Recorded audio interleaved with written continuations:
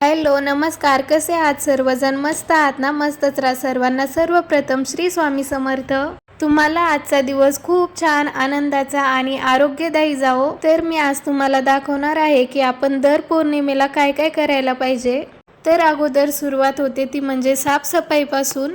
जसं आपण फरची पुसायच्या पाण्यामध्ये हळद आणि मीठ टाकतो, तसंच आपल्याला बाकीची जी पुसपास करायची आहे त्या पाण्यामध्ये सुद्धा थोडीशी हळद आणि मीठ टाकायचं आहे. म्हणजे आपल्या घरामध्ये जी निगेटिव्हिटी आहे, वाईट शक्ती आहे, ती निघून जाते. आपण जर असं रोजच्या रोज साफसफाई केली, एक हात फिरवला ना प्रत्येक वस्तूवरून, तर आपल्या घरामध्ये एवढी घाण होत नाही. नाहीच जमलं तर काही काही लेडीज ऑफिसला जात असेल तर त्यांच्याकडून रोज नाही जमत, तर अमावस्येला आणि पौर्णिमेला नक्की करायची अशी साफसफाई. आणि आपल्या घराचा जो मुख्य दरवाजा असतो तो नेहमी स्वच्छ, सुशोभित आणि असा छान असला पाहिजे, जेणेकरून तुमच्या घरामध्ये जी लक्ष्मी माता येते, चांगली ऊर्जा येते, ती अजून छान येईल.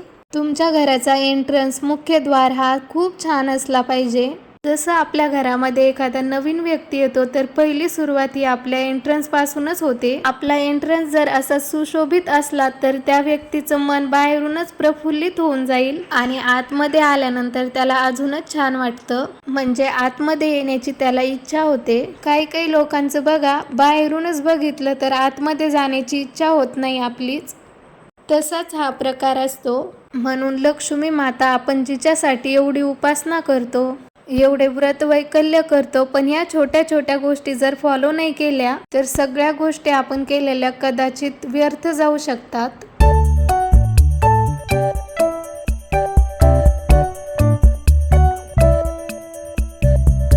आणि त्यानंतर आज करायचे उंबरठ्यावरती लेपन.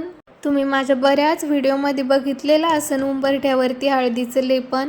आमच्या घराचा जो उंबरठा आहे तो थोडा छोटा आहे, तर तुम्हाला जर बनवायचा असेल तर तुम्ही मोठा असा ब्रॉड उंबरठा बनवून घ्या. घराचं मुख्य प्रवेशद्वार आपल्या घरातील सगळ्या दरवाजांपेक्षा मोठं असलं पाहिजे असं म्हटलं जातं आणि खरंच आहे हे. वास्तुशास्त्रामध्ये सुद्धा मी बऱ्याच वेळा ऐकलेलं आहे, घराचं मुख्य प्रवेशद्वार हे छान आणि मोठं असलं पाहिजे, कारण त्यानेच आपल्या घरामध्ये पॉझिटिव्ह एनर्जी येते.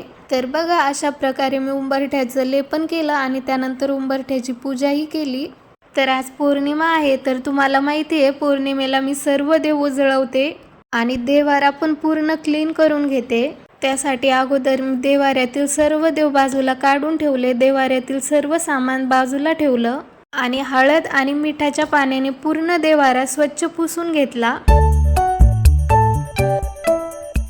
पौर्णिमेच्या दिवशी मी मंगल कलशाच्या खाली जे तांदूळ ठेवलेले असतात किंवा अन्नपूर्ण देवीच्या वाटीमध्ये जे तांदूळ असतात, वाऱ्यामध्ये आपण ज्या ज्या ठिकाणी तांदूळ वापरतो तेवढे तांदूळ मी पौर्णिमेच्या दिवशी बदलते. हे तांदूळ मी पक्ष्यांना खायला देते. आणि हा मंगल कलशातला नारळ असा थोडासा पाण्यामध्ये टाकायचा, म्हणजे त्याला ओलावा बरेच दिवस टिकून राहतो. कलशातले आंब्याचे पानं, तांदूळ वगैरे असं बरंच सामान मी मग बाहेर नेऊन टाकलं एका झाडाखाली.